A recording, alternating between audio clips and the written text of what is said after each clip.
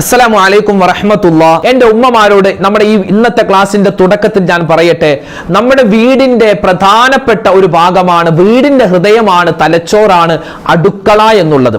ഈ അടുക്കളയിലേക്ക് പ്രവേശിക്കുമ്പോൾ നമ്മൾ ഒരു ദിക്ർ ഇൻഷാ അല്ലാഹ് ഇന്ന് പഠിക്കാൻ പോകുന്ന ഇതൊരു ദിക്റാണ്, ഇതൊരു ദുആയാണ്.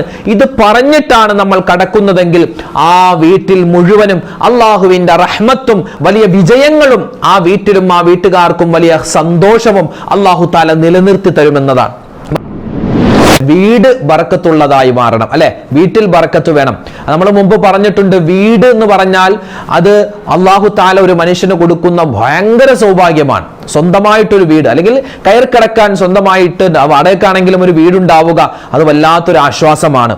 ബറക്കത്ത് എന്ന് പറഞ്ഞാൽ എന്താണ്? ഒരു ഐശ്വര്യം, ഒരു സമാധാനം, അത് നമ്മുടെ വീട്ടിലുണ്ടാവണം. അതിന് വീട്ടിലേക്ക് കടക്കുമ്പോൾ വലത് കാലുകൊണ്ട് പ്രവേശിക്കണം, ബിസ്മില്ലാഹിർ റഹ്മാനിർ റഹീം എന്ന് പറയണം. അതുപോലെ തന്നെ വീട്ടിലുള്ളവരോട് സലാം പറയണം. വീട്ടിൽ ഇനി ആരും ഇല്ല എങ്കിൽ അസ്സലാമു അലൈനാ വഅലാ ഇബാദില്ലാഹി സ്വാലിഹീൻ എന്ന് പറയണം, പ്രത്യേകം സുന്നത്താണ്. ഇതൊക്കെ നമ്മൾ പഠിച്ചിട്ടുണ്ടല്ലോ ഇൻഷാ അല്ലാഹ്. ഇനി എൻ്റെ ഉമ്മമാരോട് നമ്മുടെ ഈ ഇന്നത്തെ ക്ലാസിന്റെ തുടക്കത്തിൽ ഞാൻ പറയട്ടെ, നമ്മുടെ വീടിന്റെ പ്രധാനപ്പെട്ട ഒരു ഭാഗമാണ്, വീടിന്റെ ഹൃദയമാണ്, തലച്ചോറാണ് അടുക്കള എന്നുള്ളത്. ഈ അടുക്കളയിലേക്ക് പ്രവേശിക്കുമ്പോൾ നമ്മൾ ഒരു ദിക്ർ ഇൻഷാ അല്ലാഹ് ഇന്ന് പഠിക്കാൻ പോകുന്ന ഇതൊരു ദിക്റാണ്, ഇതൊരു ദുആയാണ്. ഇത് പറഞ്ഞിട്ടാണ് നമ്മൾ കടക്കുന്നതെങ്കിൽ ആ വീട്ടിൽ മുഴുവനും അള്ളാഹുവിന്റെ റഹ്മത്തും വലിയ വിജയങ്ങളും ആ വീട്ടിലും ആ വീട്ടുകാർക്കും വലിയ സന്തോഷവും അല്ലാഹു തആല നിലനിർത്തി തരുമെന്നതാണ്. മഹത്തുക്കൾ പഠിപ്പിക്കുകയാണ്. എന്താണ്? ഒരു സ്ത്രീ അവൾ അടുക്കളയിലേക്ക് കടക്കുമ്പോ, അല്ലെങ്കിൽ ഒരു പുരുഷൻ, അത് ആരാവട്ടെ, സ്ത്രീ ആവട്ടെ പുരുഷനാവട്ടെ, അവരുടെ വീട്ടിലേക്ക് കടക്കുമ്പോ വലത് കാലുകൊണ്ട് കയറണേ. പ്രത്യേകിച്ച് ഇനി പറയാൻ പോകുന്ന ദുആ നമ്മൾ പഠിച്ചു വെക്കണേ.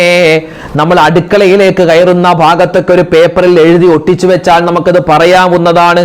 കാരണം അടുക്കളയിലെ ബറക്കത്താണ് ആ വീടിന്റെ ബറക്കത്ത്. അടുക്കളയിൽ നിന്നാണ് നമ്മൾ ഭക്ഷണം ഉണ്ടാക്കുന്നത്. ആ ഭക്ഷണത്തിൽ ബറക്കത്തുണ്ടാകുമ്പോ വീട് സ്വർഗ്ഗതുല്യമായി മാറും ഇൻഷാ അല്ലാഹ്. ഏതാണ് ആ ദിക്ർ, ഏതാണ് ആ ദുആ?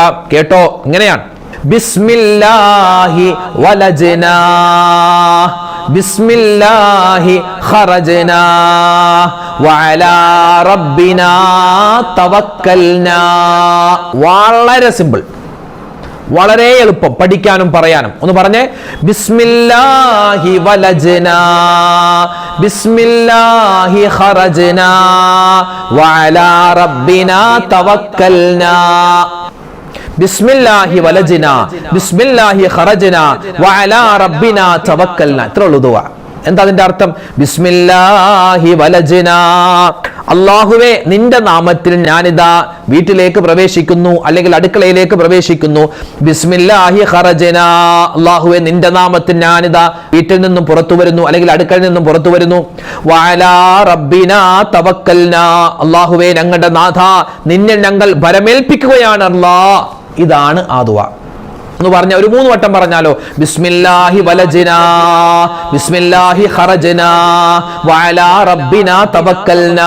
പറഞ്ഞോ: ബിസ്മില്ലാഹി വലജ്നാ ബിസ്മില്ലാഹി ഖറജ്നാ വഅലാ റബ്ബിനാ തവക്കൽനാ. ഒന്നുകൂടി: ബിസ്മില്ലാഹി വലജ്നാ ബിസ്മില്ലാഹി ഖറജ്നാ വഅലാ റബ്ബിനാ തവക്കൽനാ. അല്ലാഹു തആല ഈ ദുആ അധികരിപ്പിക്കാനും ഇത് സ്ഥിരമായി പറയാൻ, നിത്യമായി പറയാൻ റബ്ബ് നമുക്ക് എല്ലാവർക്കും തൗഫീഖ് തന്ന് അനുഗ്രഹിക്കട്ടെ. ആമീൻ യാ റബ്ബൽ ആലമീൻ. എൻ്റെ മുത്തുമുഅ്മിനീങ്ങളെ, നമ്മൾ ഇന്ന് പറയാൻ ഉദ്ദേശിക്കുന്ന പ്രധാനപ്പെട്ട വിഷയം എന്ന് പറഞ്ഞാൽ, പലർക്കും പല സംശയങ്ങളുണ്ട്, ഒരുപാട് സംശയം. സംശയങ്ങളോട് സംശയമാണ്. പല വീഡിയോകൾക്ക് താഴെയും കമന്റ് എഴുതുമ്പോൾ നമുക്ക് അത് വലിയൊരു, ചിലപ്പോൾ ചോദിക്കുന്ന ചോദ്യം ചെറുതാണെങ്കിലും അതിന്റെ ഉത്തരം വിശദീകരിച്ച് പറഞ്ഞു കൊടുക്കേണ്ട ഒരു അവസരമൊക്കെ ഉണ്ടായിട്ടുണ്ട്. അപ്പൊ അതുകൊണ്ട് പലപ്പോഴും കമന്റുകളിൽ ഇങ്ങനെ ചോദ്യങ്ങൾ ചോദിച്ചാൽ നമ്മൾ അങ്ങനെ ഉത്തരം കൊടുക്കാറില്ല. അത് നമ്മൾ എഴുതിയെടുത്തിട്ട് മറ്റൊരു വീഡിയോയിലൊക്കെ കൂടിയാണ് പറയുന്നത്. അപ്പൊ ഇൻഷാ അല്ലാഹ് ഇന്ന് പലരും ചോദിച്ച ചില സംശയങ്ങൾക്കുള്ള മറുപടിയൊക്കെ ആയിട്ടാണ് നമ്മൾ ഇന്നത്തെ ക്ലാസ്സിൽ ചില കാര്യങ്ങൾ പറയുന്നത്. അത്തഹൂർ ശത്രുൽ ഈമാൻ, ശുദ്ധി, വൃത്തി ഈമാനിന്റെ ഭാഗമാണ്. ഇത് നബി സല്ലല്ലാഹു അലൈഹി വസല്ലമ തങ്ങളുടെ ഹദീസാണ്. പരിശുദ്ധമായ ഇസ്ലാം വളരെ പ്രാധാന്യത്തോടുകൂടി പറയുന്ന, വളരെ പ്രാധാന്യത്തോടുകൂടി കാണുന്ന ഒരു വിഷയമാണ് വൃത്തി ഉണ്ടാവുക, ശുദ്ധി ഉണ്ടാവുക എന്നുള്ളത്. 5 വഖത്ത് നമസ്കാരത്തിൽ നമ്മൾ വുദുവെടുക്കണം, അതൊരു വൃത്തിയാണ്. മൂത്രമൊഴിച്ചാൽ കഴുകണം ഇസ്ലാമിൽ. അത് ആണാവട്ടെ പെണ്ണാവട്ടെ, അത് ഇസ്ലാമിന്റെ ഒരു നിയമമാണ്. അതെന്താണ്? വൃത്തിയുടെ, ശുദ്ധിയുടെ അടയാളമാണ്. നഖം വെട്ടുക, നഖം ഇങ്ങനെ നീട്ടി വളർത്തിക്കൊണ്ടിരിക്കാൻ പാടില്ല. നഖം വെട്ടണം. വളർന്നാൽ അതും ഇസ്ലാമിന്റെ വൃത്തിയുടെ ശുദ്ധിയുടെ ഭാഗമാണ്. അതുപോലെ തന്നെ നഖം വെട്ടുക മാത്രമല്ല, നഖം വെട്ടിക്കഴിഞ്ഞാൽ ആ നഖം കാലാവട്ടെ കയ്യാവട്ടെ അത് കഴുകണം. അതും വൃത്തിയുടെ ഭാഗമാണ്. പല്ല് തേക്കണം. രാവിലെ മാത്രമല്ല 5 വഖത്ത് നിസ്കാരത്തിന് വുളു എടുക്കുമ്പോൾ പല്ല് തേക്കൽ സുന്നത്താണ്. അതും വൃത്തിയുടെ ഭാഗമാണ്. പിന്നെയോ 40 ദിവസത്തിൽ കൂടുതലാക്കാൻ പാടില്ല. ഗുഹ്യരോമം, നമ്മുടെ കക്ഷത്തിന്റെ രോമം, അതൊക്കെ വടിച്ചോ വെട്ടിയോ നീക്കം ചെയ്യണം. ഇങ്ങനെ നോക്കുകയാണെങ്കിൽ വിശുദ്ധമായ ഇസ്ലാം വൃത്തിക്ക് ശുദ്ധിക്ക് വളരെയധികം പ്രാധാന്യം നൽകുന്ന മതമാണ്. ഇനി അശുദ്ധി എന്ന് പറഞ്ഞാൽ എന്താ അല്ലെ? അശുദ്ധി 2 തരമാണ്. ചെറിയ അശുദ്ധിയുണ്ട്, വലിയ അശുദ്ധിയുണ്ട്. ചെറിയ അശുദ്ധിയിൽ നിന്ന് ശുദ്ധിയാവാൻ വുളു എടുത്താൽ മതി. വലിയ അശുദ്ധിയിൽ നിന്ന് ശുദ്ധിയാവാൻ കുളിക്കണം. ഇവിടെ ഈ വലിയ അശുദ്ധി ചെറിയ അശുദ്ധി എന്നൊക്കെ പറയുമ്പോൾ പലർക്കും നാണമാണ്. ഞാൻ ആദ്യം തന്നെ പറയട്ടെ, പലപ്പോഴും നമ്മുടെ ക്ലാസ് ഉമ്മമാരൊക്കെ അടുക്കളയിൽ വെച്ചായിരിക്കും കേൾക്കുക. അപ്പോൾ അടുക്കളയിൽ ചിലപ്പോൾ മരുമോളുണ്ടാകും, മോളുണ്ടാകും. അപ്പോൾ അവരൊക്കെ ഉള്ളത് കൊണ്ട് ഇന്നത്തെ ക്ലാസ് എങ്ങനെ കേൾക്കുമെന്ന് ആരും മടിച്ചു നിൽക്കണ്ട. ഇത് കാരണം പറയുന്നത് ദീനിന്റെ കാര്യമാണ്. ഞാനും ചോദിക്കട്ടെ, ഇപ്പൊ ഒരു 10-45 വയസ്സുള്ള ഉമ്മമാരുണ്ടാവുമല്ലോ നമ്മുടെ ക്ലാസ് കേൾക്കുന്ന. നിങ്ങളുടെ ചെറുപ്പകാലത്ത് നിങ്ങളുടെ ഉമ്മമാര് നിങ്ങൾക്ക് ഇതുപോലുള്ള മസാലകൾ പറഞ്ഞു തന്നിട്ടുണ്ടോ? ഒന്ന് വെറുതെ ചോദിക്കാൻ. പക്ഷെ പറഞ്ഞു തന്നിട്ടുണ്ടാവില്ല, ഉണ്ടാവാം, പക്ഷെ വളരെ കുറവാണ്. പണ്ടുള്ള ആളുകൾ ഈ അശുദ്ധി എന്ന് പറയുമ്പോൾ, അല്ലെങ്കിൽ ഈ വുളു മുറിയുന്ന, അല്ലെങ്കിൽ ഫർദ് കുളിക്കുക, അല്ലെങ്കിൽ ഫർദ് കുളിക്ക് കാരണമാകുന്ന ചില കാര്യങ്ങൾ, അതൊക്കെ ഒന്നാമത് അന്ന് മദ്രസ സംവിധാനം ചിലപ്പോൾ കുറവാണ്. മദ്രസയിൽ പഠിച്ചാൽ തന്നെ ഉസ്താദുമാര് അതൊക്കെ ഒന്ന് ഓടിച്ച് പറഞ്ഞു കൊടുക്കുകയുള്ളൂ.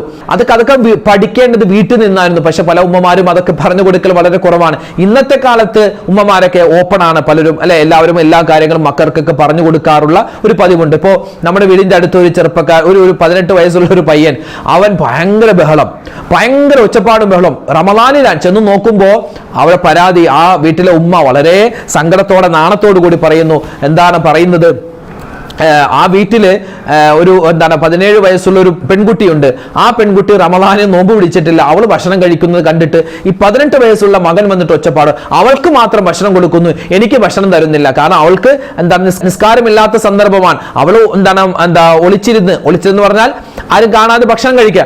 അതിവൻ കണ്ടു, എന്നിട്ട് അവൾക്ക് ഭക്ഷണം കൊടുത്തു. അവൾക്ക് നോമ്പൊന്നുമില്ല, എനിക്കെന്താണ് തരാത്തത് എന്ന് പറഞ്ഞ് ഒരു 18 വയസ്സുകാരൻ ഒരു ഒച്ചപ്പാടുണ്ടാക്കിയ ഒരു സംഭവം നമ്മുടെ വീടിന്റെ പരിസരത്ത് നടന്നിരുന്നു. അപ്പൊ ഞാൻ പറഞ്ഞു വന്നത്, ഇങ്ങനെ പലർക്കും പല തെറ്റിദ്ധാരണകളുണ്ട്, പലർക്കും ഇതുപോലുള്ള മസാലകൾ അറിയില്ല. അപ്പൊ ഇൻഷാ അല്ലാഹ് നമ്മൾ കൂടുതൽ നീട്ടി പറയുന്നില്ല, നമ്മൾ വിഷയത്തിലേക്ക് കടക്കുകയാണ്.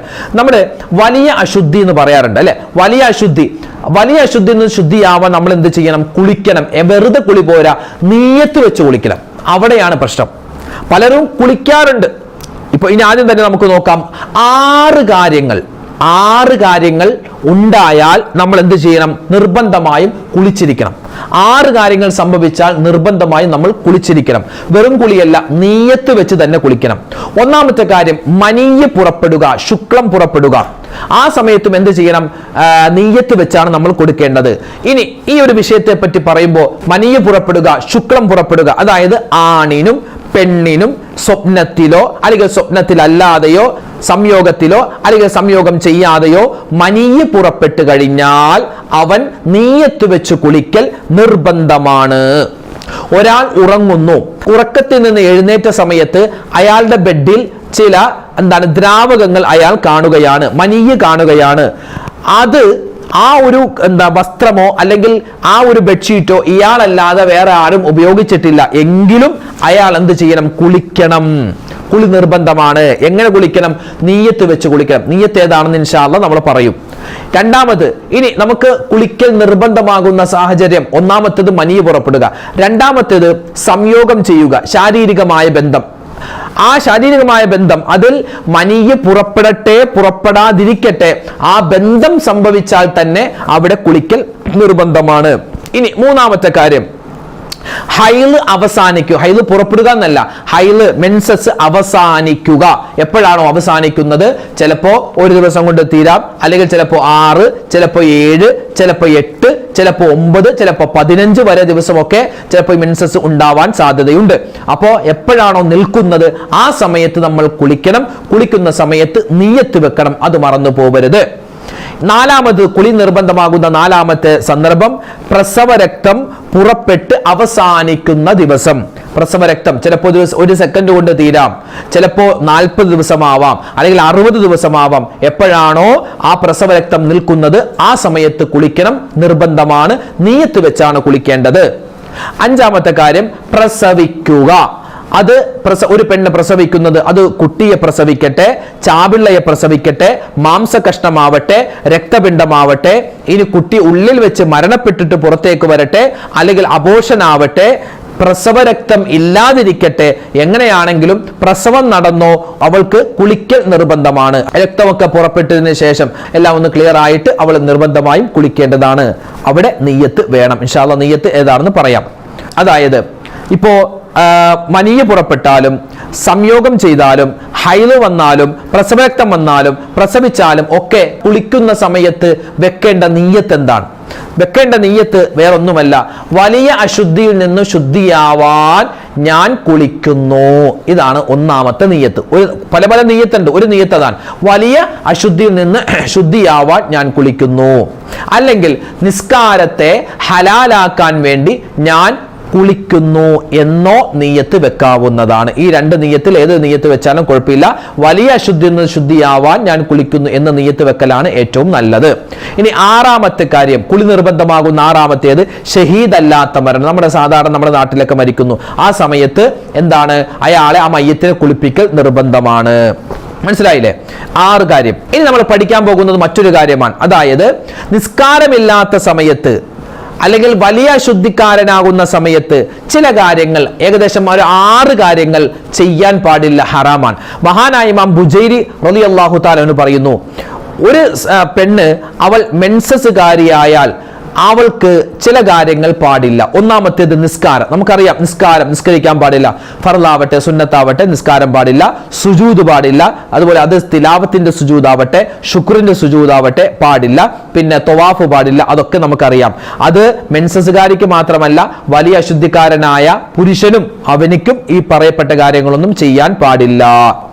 ഇനി രണ്ടാമത്തെ കാര്യം, മെൻസസ് കൊണ്ട് പാടില്ലാത്ത രണ്ടാമത്തെ കാര്യം നോമ്പ് പിടിക്കുക എന്നുള്ളതാണ്.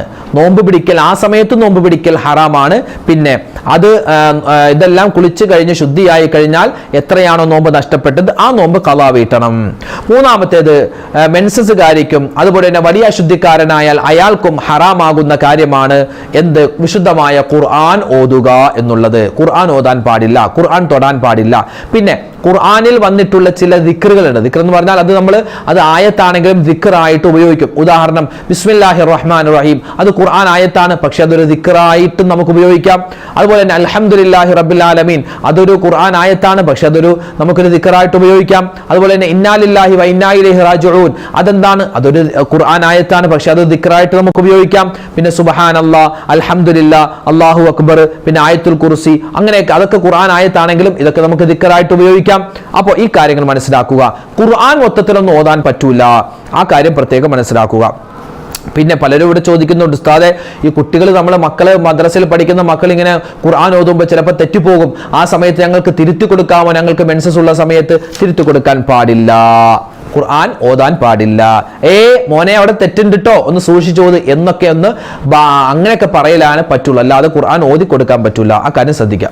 പിന്നെ നാലാമത്തേത്, വിശുദ്ധമായ ഖുർആൻ ചുമക്കുക അല്ലെങ്കിൽ ഖുർആനിനെ തൊടുക, അതും പാടില്ല. ചില ആൾക്കാരുണ്ട്, എന്താണ്, വിശുദ്ധമായ ഖുർആൻ മെൻസസ് ഉള്ള സമയത്തൊക്കെ എടുക്കും, അല്ലെങ്കിൽ വലിയ അശുദ്ധിക്കാരനാകുന്ന സമയത്ത് ചില പുരുഷന്മാർ എടുക്കാൻ പാടില്ല. ചിലക്കാർ തുണിയൊക്കെ എടുത്തിട്ട് ഇങ്ങനെ കൂട്ടിപ്പിടിക്കും.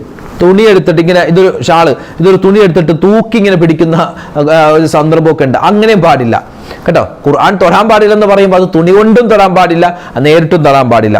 പിന്നെ അഞ്ചാമത്തെ കാര്യം, മെൻസസ് ഉള്ള ആളുകൾക്കും അതുപോലെ തന്നെ വലിയ ശുദ്ധിക്കാരനായാൽക്കും പാടില്ലാത്ത കാര്യമാണ് പള്ളിയിൽ കയറുക എന്നുള്ളത്.